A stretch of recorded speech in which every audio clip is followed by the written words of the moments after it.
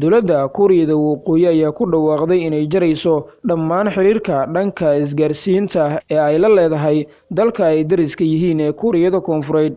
War lagu qoray wakaaladda wararka KCNA ayaa lagu sheegay in xukuumaddu go'aansatay in maanta la jaro dhammaan khadka isgaarsiinta ee labada dal ee lagu xiriiro.